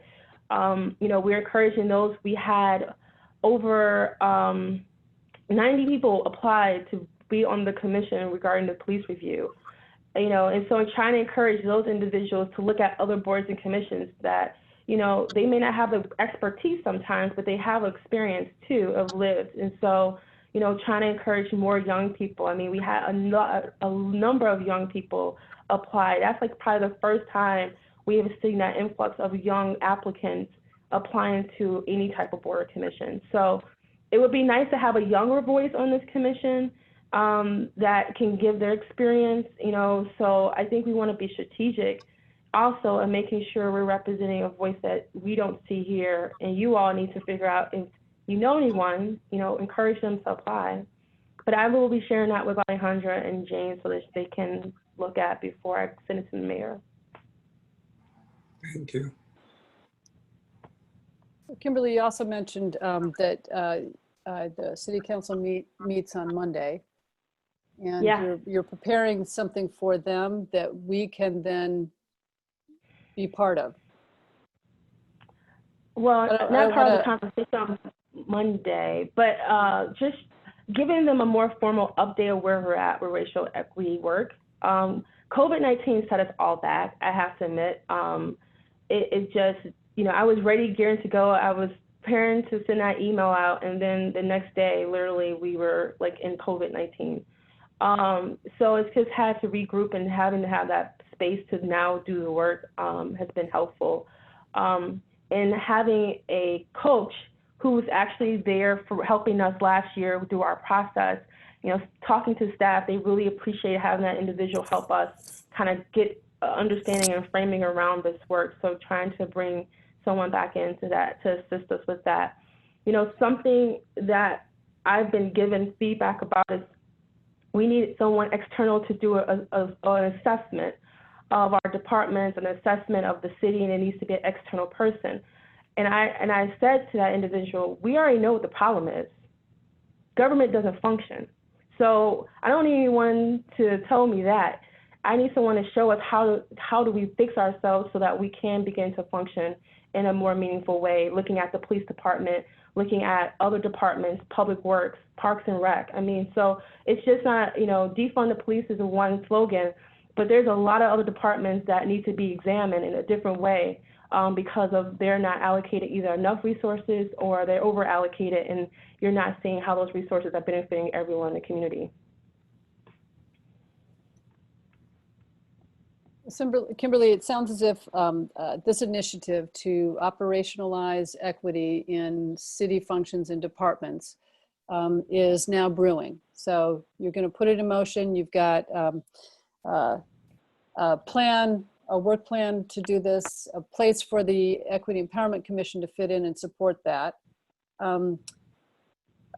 Is this something that we will be able to tackle in 2020? Look at in 2020, you think it depends on funding, as you suggested, and city council support for it? I think the community indicators piece needs to be tackled sooner rather than later because we need to identify what we're trying to achieve. So that can give us some guidelines to how we look at our departments to hold account, to be able to ask them to look at their departments to provide goals. And then also, I think that if we found money for trees, we can find money for equity. So I'm not going to allow that to be our, I don't want that to be the hindrance, is, resources. We will make it happen. It's just a matter of what does that look like and timing with regards to budget. I am being honest, the 2021 budget is not probably going to be this year because equity work really needs to start the first day of the first year because you want to get the community input through this process. You don't want it to be after the fact that you're telling me, okay, now review policies and see if it's equitable. you want to be making these decisions before you get to a budgeting process so that it's informing the document. It is not giving just an added, extra sheet to the document. The budget is our moral, is what they say. They always say the budget is your moral document. We need to treat it that way with the right process of doing an equity analysis of our budget. Can I ask a question Kimberly, in terms of the community indicators and the kind of the priorities from the community? Is there any way, in an effort to kind of jumpstart it or not reinvent, not have to do rework? I know in past years, and maybe some of the folks on the council might be able to help me out, but in past years, there have been surveys, and I can't remember if it came out of the Department of Health, but people were asked to prioritize. And I remember mental health came up high in all of these, not all of these surveys, but there were a couple of different community surveys that were done by the city. Place to maybe kind of start to use what's already been collected? No, you're referring to the E-Plan. So I think that is, the E-Plan has indicators in it, but that's related to health. And I mean, I don't know if we want to broaden it beyond health, but we can definitely look at what we have. Why the YWCA may have some indicators that they're doing through their equity work. So I'm not sitting here saying we need to sit here and kind of start from scratch, but I think we need to be educated on what is an indicator means, what does it mean about community, because we're going to have to be educating our community then about this too, because they're going to see it and they're not going to understand, well, what does this have to do with equity? So you're correct. We may have some other documents here, but I would love to be informed by you all and maybe the community about what indicators should we be focusing on. And it can be a slew of health and other areas. So it can be arrest, like it can be health has been made so clear, the health disparities have been made so clear that you have lived under a rock not to be aware of that, in the current time. And in my personal view is that we're going to have a lot of mental health need. We already had it, and people being isolated and people having to be at home and, difficult situations, all that. So I don't know, for one thing that I'm thinking might want to, or we together might want to jump on what's kind of sexy and what's current and what everybody's already thinking of as a starting place. I'm not trying to, you have great plan, but I'm just thinking, trying to gather the data. If the data has already been half done, can we use that, because we're already 50% to our first goal. And for me, that health disparity has just been laid bare so clearly. Yeah, no, you're making some great points, and don't ever, this is a collaborative effort. This is not and or. And I think, but here's the thing, the E-Plan, who actually been following the E-Plan to make sure those indicators are improving? The only department has been health. So how do we now make that into something that goes beyond a health plan and become a part of our community indicators, so that we can have departments like Public Works, like Health and Parks and Rec, are looking at those same indicators and saying, what can they do differently in the services they provide to ensure those indicators are going to improve upon. So that's how you connect that dot. So it's not just about the health department, because it all should be going back to how do we change systems in our organization and how do we hold ourselves accountable to that system change. But great point. And I remember Tim said, I've learned from Tim that a lot of the environmental impact that's disparate impacts health. And so I don't know, I think I remember once hearing a doctor in a hospital system saying, when you made doctors say that, and I'm not going to remember the analogy, but basically if you make doctors think, I don't know, Melissa, if you're nodding your head, but if you make doctors think they're responsible for education or something, there's a story in this that I'm not remembering, but it makes them think beyond, it makes them kind of responsible for the intersectionality of a lot of different areas. If anybody knows that I think one of the questions is cigarettes. When they got doctors just to simply say, I think it would be a good idea if you stopped smoking or smoked less, even though doctors were really skeptical about it, there was a decrease in smoking. And then now they've built on that and they've asked about violence in the home because they realize simply asking, I mean, it had never been asked before, but once the question is opened up, then people people start responding. And I think they've done other studies on simply suggesting to people, perhaps it would be a good idea to lose some weight, not necessarily other than that. And I have a cousin who has been a family practitioner for 30 years. And so she's told us all about these changes that have made, it seems like a very minor thing, but you're right. I mean, that's kind of one of those things that if there's a minor change that then brings about a broader result, what's the outcome? The nudge. Right. Yeah. Yeah. I mean, you're all speaking about exactly what what racial equity is about. It's a process and it's an outcome.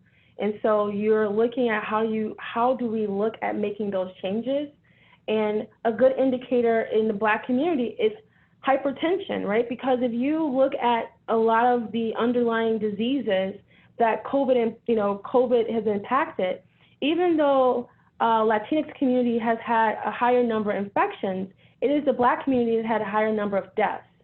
And so you have to realize, well, that just, you can probably figure out the reason why the Latinx community has a higher number of infections because they're in frontline essential services that are not doctors and nurses, but are, the person at the counter at the grocery store, other service industry jobs. So they're higher exposure, but the Black community is the one that's having higher deaths. So you gotta go back to what's causing that root cause of those underlying diseases, and you have to fix that root cause, because if not, you can give them treatment, but it's never going to be able to actually decrease the number of deaths because we haven't fixed the symptom. We've just been fixing symptoms. We haven't fixed the problem. So.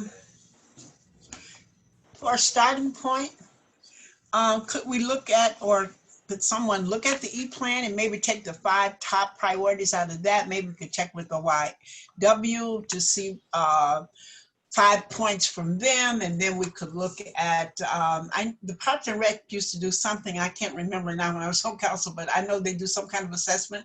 We could look at maybe the 5 points on that, and as a commission begin to just take those, that's community voices that have spoken, and that based upon that, maybe we could begin to pull together something that would give us a start to begin to meet with the community. So, I'm just thinking there might be other groups. Maybe NAACP might have something.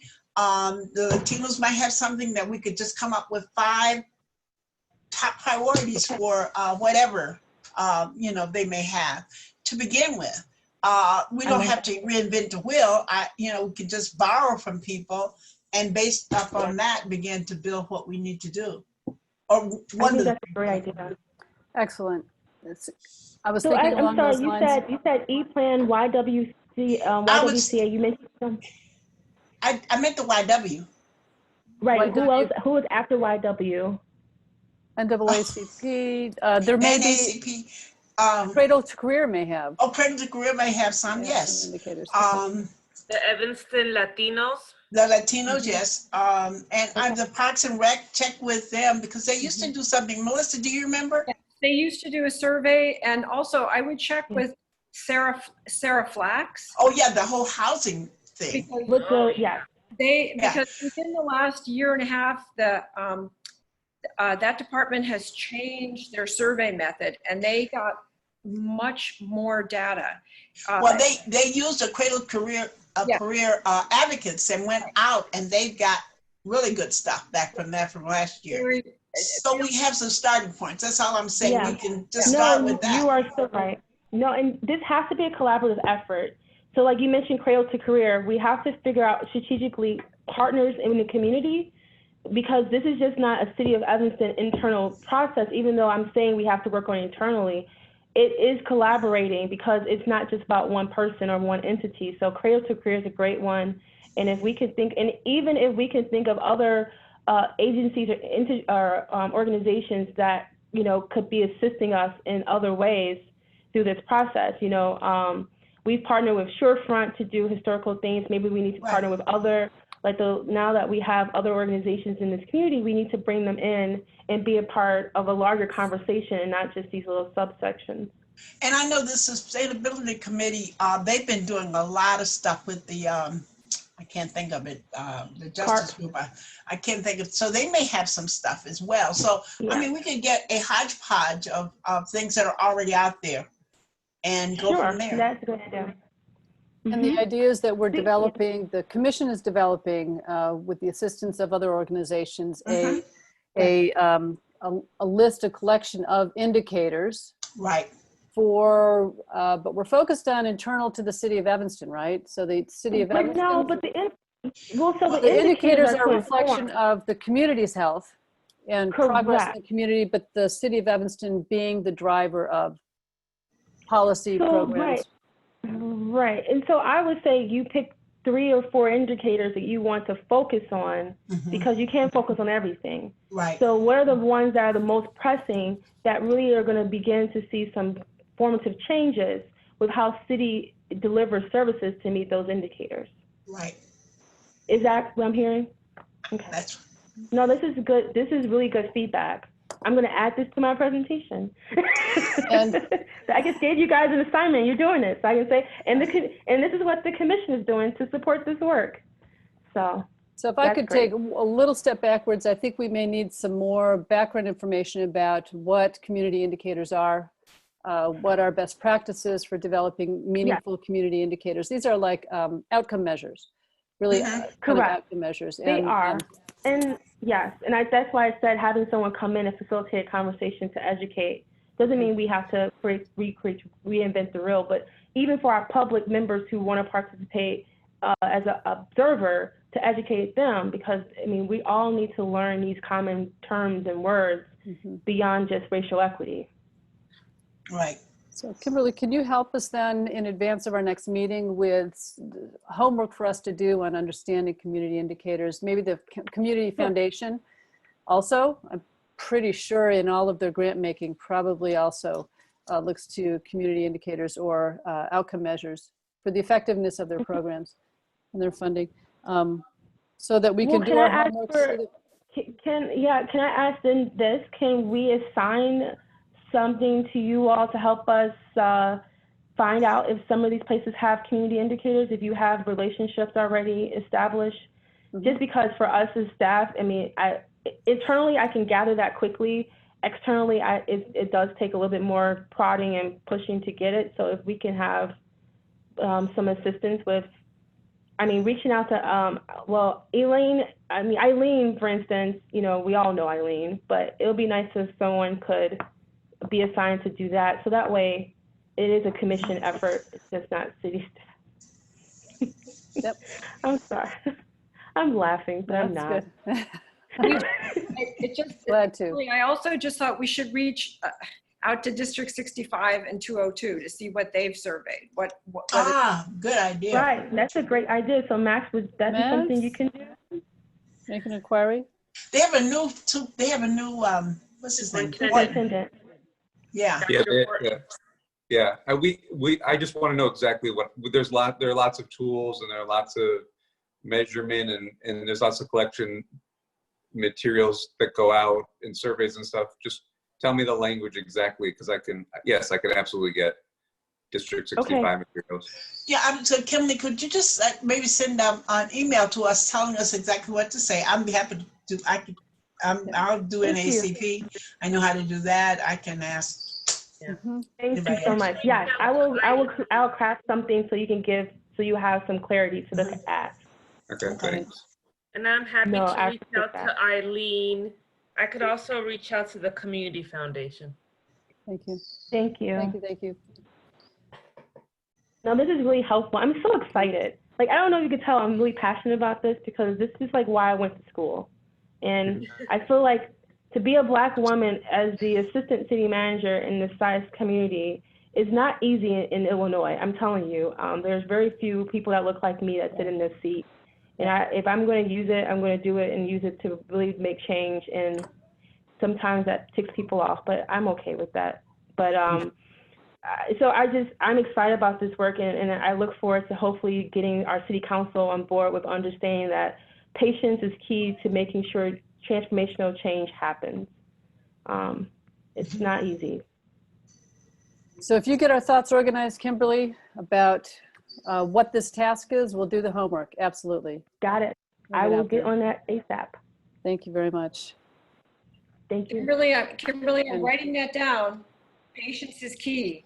Transformational change. I have a whole white supremacy culture slide, so. Is the city council seeing that on Monday night? Yes, they will be seeing that. I'm gonna watch that. Well, it's important to put things in perspective. Yep.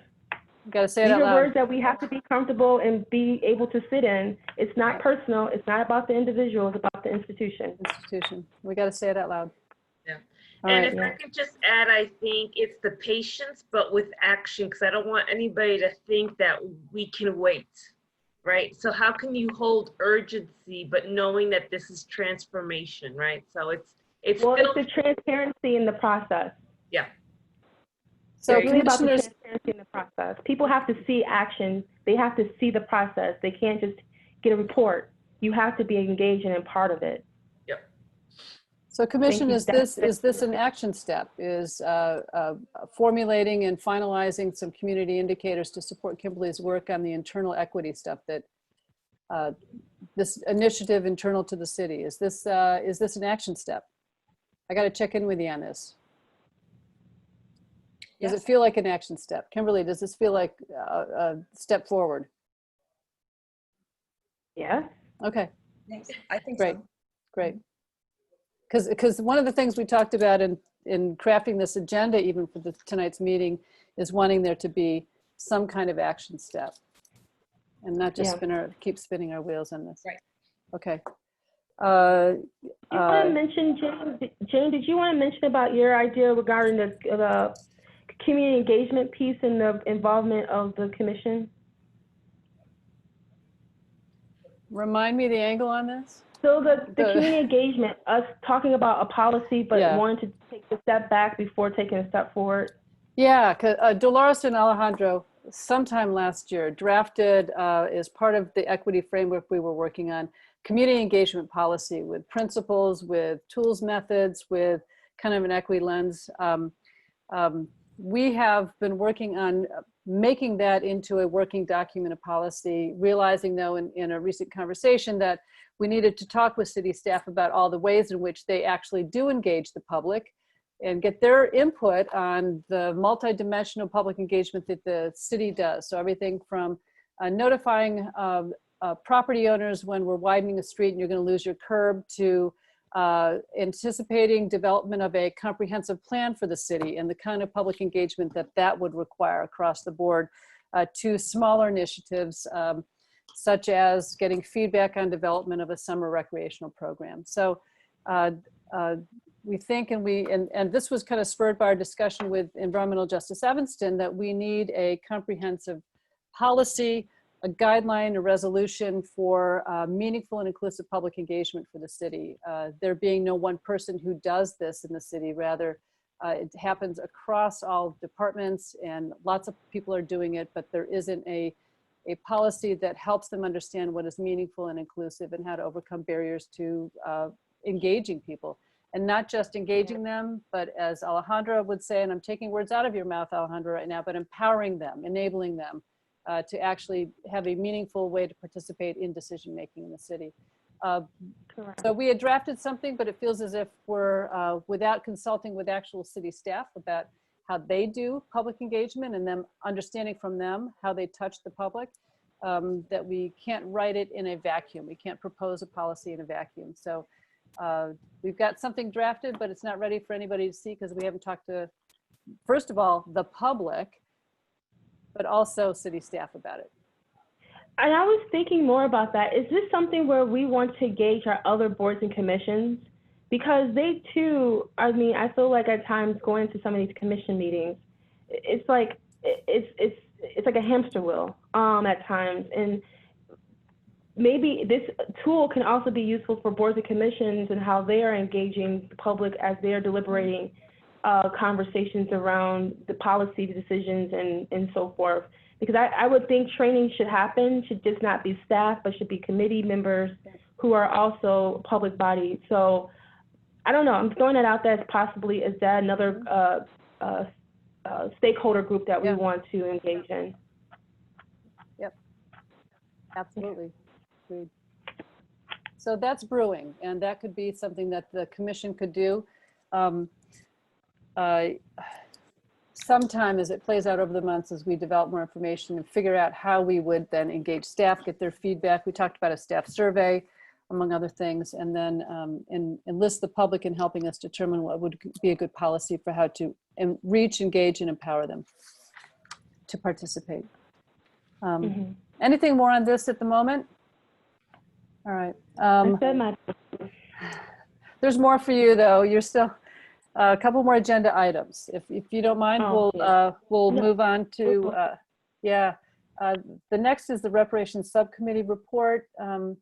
Kimberly, this was you. There's a meeting tomorrow. I've been listening into the meetings. Delores, I know you've been listening in as well. At least I see your name on those Zoom calls. Yeah. So for the commission, Kimberly, what's to know? So they're going to City Council on Monday. So the committee, which is made up of Alderman Simmons, Braithwaite, and Rainey, they have been, really having a dialogue about housing as their first initiative to really try to focus as we look at reparations. So they'll be going to the City Council on Monday with an update, and they have some language, a document that is, in a much draft form, but it's in progress, and we'll be discussing that more tomorrow morning at 9:15. And so, that work continues. They've had, in the past month, we had another town hall meeting with a special guest, which was Congresswoman from Texas, Sheila Jackson Lee, who spoke, just talking about the work that she's done in the years past and then giving encouragement to this group about the work they're doing. And then just, again, involving our community stakeholders in this conversation, having informal discussions as well as formal, and really trying to narrow down the understanding around the story, the narrative of how we got here, and working with Dino Robinson from Surefront, the Evanston History Center, and our own department in community development and zoning, telling the story through our zoning maps and others. And so we also invited a conversation with Larry Gavin because of some of the things that he's done in the past. So really trying to begin to tell that story of how we get to repair, not only anecdotal stories, but actual, evidential stories that we can see from the actions. I can tell you our city council in the good old days was very good to not put their racism on paper. So, it's really hard to find the actual document that may have a signature on it, but we can see the practices, and, it tells a story that we were very much implicit in some of the decisions. So we're working through that. The committee is working through. I know that there's some urgency there to get to a point of action. So, doing that as best we can in the time frame that we have. But again, we want to be deliberate and not reharming. So making sure that whatever that goes through City Council, really has the support of the community, as this is a community, as this is a local reparation. So that's all I have to add, unless someone else has something else that I may have forgotten to add to the conversation.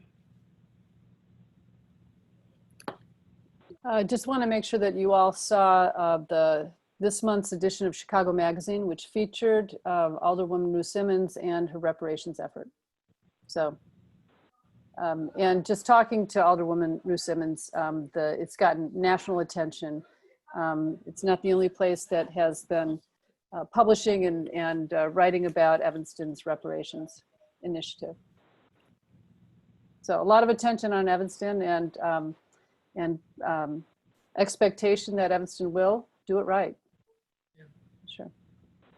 You know what? I just wanted to lift up a conversation and a working group that we actually created last year. We created this Evanston Truth Working Group, and I don't want that to get lost. And I know Delores lifted up some of the work that we talked about and doing healing circles. And so I have not checked in with Eileen, and I wonder if anyone has checked in with her, because it was a working group that we created within our commission, and I don't want it to get lost. So just wanted to lift it up. And it's, I mean, it's on my list of things that to remind you all. I know it wasn't on the agenda just because we didn't have anything to report, but thank you. I know there was a committee, so it was that Eileen was the leader of, from the notes I have. And so, you know, it's going to be incumbent on you. If you all want, like Shanika or myself, to reach out to Eileen to see if we can convene a conversation with that group, let us know. Okay. Yeah, let's do that. Let's do that. Yeah, and That's I can work with you on that, because there was a few of us that were on that, and I think we had one call and just didn't make much progress. So we need to. Okay. Alejandra, when you talk to her about the points, could you just mention it then? Could you just check in with her? And then that would save the staff not having to do it. Absolutely. Oh, that'd be great. That's a great idea. Well, how do we hold you all accountable to make sure you get it done? You don't. You take us at our word. I need some data to hold you accountable. And know we're sincere. I mean, it's right in our February minutes, you know. Yes. So I think it's really, you know, so that's something also that Jane and I will have to discuss, right? Yeah. Making sure that we're being accountable and building continuity into things that we start. And I think that's been one of the frustrations, right? We don't want to start up a whole bunch of different projects. We want to follow through. So we will continue to do that as best we can. I can tell you right now, Evanston Truth is so needed right now. So yeah, absolutely. Just not the historical context, but the present context. Yes. So. Yep. Well, it works hand in hand. Yeah. Maybe it's already going on. It just needs an umbrella to tie it all together. Maybe. Yeah. All right. Last thing, update on the environmental justice resolution. Kimberly, yes. it's so this is for in Tim. process yet. I couldn't make it happen. Yeah, I couldn't make it happen so Tim could put his stamp of approval before his stepping down. However, Tim, we will be bringing it to the committee, the commission next month. Our law department has some changeover. Pretty much our law department changed over. We have a lot of new people. So the person that was doing this work, Hugh, he had left right after you all had met. And so then COVID hit. And so now I asked that staff, we pretty much are done with the changes. We've updated the language to reflect the conversation that was had. So we just want to get legals one more purview of it. And then once that's done, we will be ready to move forward with the resolution. Great, thank you. Tim, any questions? That's great to hear. I know there are several who are eager to get an update, so I'll be happy to share with them that changes have been made based on the February joint meeting, and that now we're waiting for legal to review. And if I'm hearing you rightly, then that the intention then is that this will come before both Equity and Empowerment and the Environment Board next month, hopefully for kind of final approval before then going to City Council. Is there a committee in between the board and the commission prior to city council, or will it go straight from us to city council? So typically it will go to the Plan Development Commission as a resolution, which will then pass through to the city council, probably on a consent agenda. But I mean, that part would be a seamless effort. It's just getting it out of these two committees, which because the Environment Board meets first, we're trying to hit that deadline of making sure we get it to them. So you will be getting it, or so the approval from you all will be the last step before going to plan development. Right. Great. So Kimberly, And go ahead, Melissa. So I'm sorry, Tim, go ahead. No, you go ahead, Melissa. Well, I was just thinking ahead in terms of, so are we looking at second meeting in, oh wait, we're already halfway through. It's only one meeting in August, so it has to go on that August agenda. And that you're probably gonna have to do an intro action. An intro and action. Oh yeah, suspending the City rule. council. Yeah, that won't, yeah, we can do that. Yeah, both Plan Commission and City Council, because it always, well, it's a resolution, so I think it's just for action in P&D, and then it goes to City Council. Well, we can So do maybe that. you don't have to do it. Yeah. Either way, we'll figure that out. That's the bureaucracy minutia. So to your point, yes, Tim. So if you can share that news with them, that we will have it ready for the next meeting for Environment Board, which you'll think is the July, is it July 9th or 8th? It's early in the month. So I just know we're gonna have it for them. Great. So my friends, turns out my temporary work desk does not have an independent source of light except outside. So I'm having to use my phone to see my notes right now, which also tells me that maybe we should be winding down our meeting. So anyway, the last thing is the Juneteenth celebration, which is a month-long celebration, began last weekend. Make sure you go to the EvanstonJuneteenthParade.com. Kimon Hendricks has been the primary driver for this. There's a Facebook page. Dial up those events, participate. Happy Juneteenth tomorrow, and there is a car parade next Saturday. I think that begins at the high school.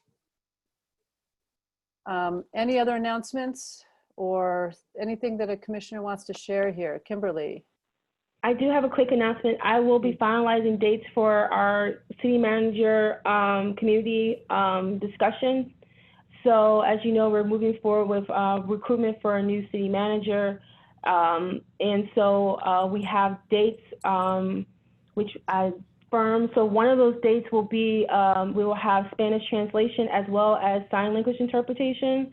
So we're just finalizing which date is going to accompany that. Right now we're looking at June 30th and July 7th are the two dates that we're going to host those meetings. And then there's going to be subsequent conversation around smaller focus groups that we're going to be working through. So I'll have more information. I'll share that with you all that you can share with your groups as well. We'll publicize those throughout the city publications.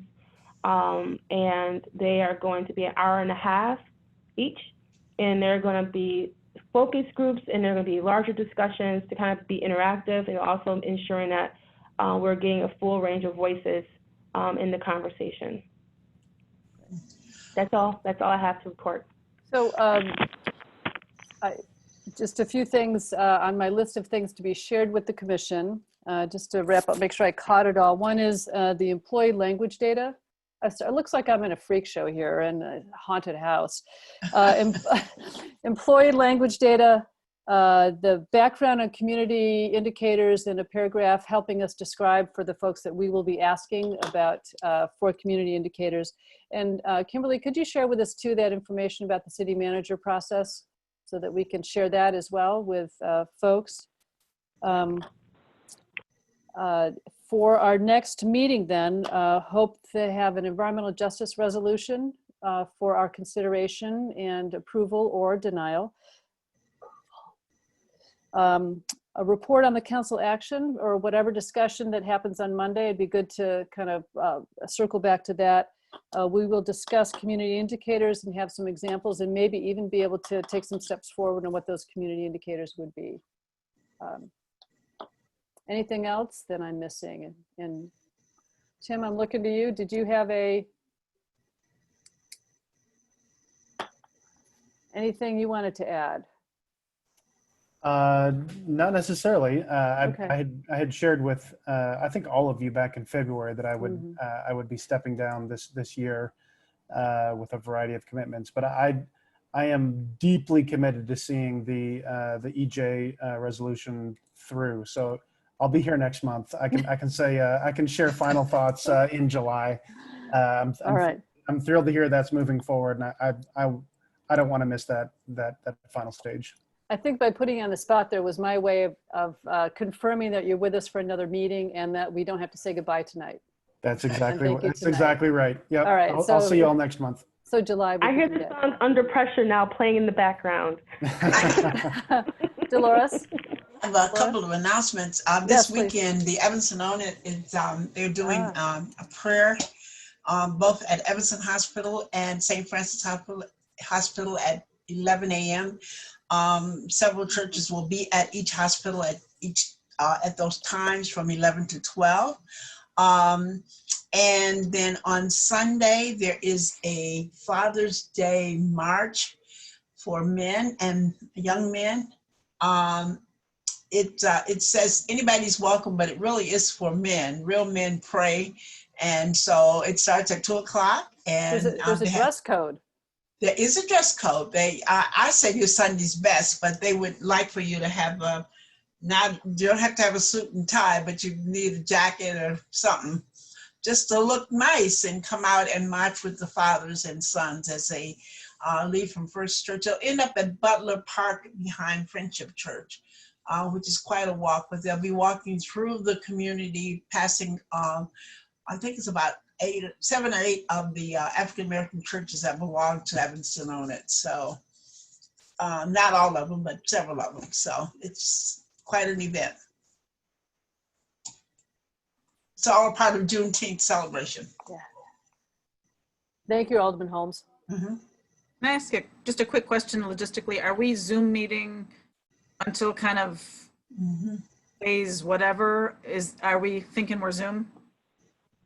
So here's the thing. So even though we're under the governor's proclamation, when that ends, they did update the Open Meetings Act to allow for virtual meetings to continue under certain circumstances. And since currently the Civic Center is not open to the public, there's no space to meet that would meet our requirements for social distancing. So we are obligated to continue on a Zoom platform. Now, at some point, we may want to have some type of outdoor meeting, I guess, so that we can have some meaningful interaction, but I will leave that to you all to discuss and decide down the road. I'll be Zooming until they come up with a vaccine. Vaccine, yeah.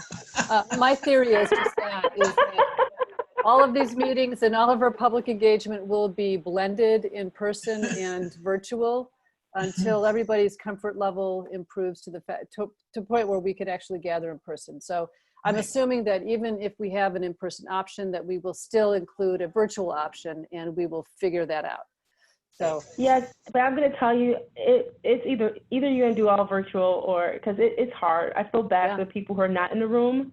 It's just a different dynamic. So I just from the experiences we've had with these virtual and in-person meetings, it's really tough for the person who's virtual to really engage. So I would say keep it, in this space until a vaccine is. They'll be interpreting the Americans for Disabilities Act for virtual meetings, for accommodating virtual meetings. Yeah. All right. Anything else? It's so good to see everybody again virtually. Nice. Yeah. Please, everyone, be well, stay well. I hope everyone in your close orbit is also. Thank you. Anything else? The same to you. Thank you to Kimberly. Thank you to Shanika very much for being the glue that holds us together. Absolutely. And I hope not too many of us are continuing furlough. All right. Be well. Thanks so much. Thanks. Bye-bye. Bye. Good night.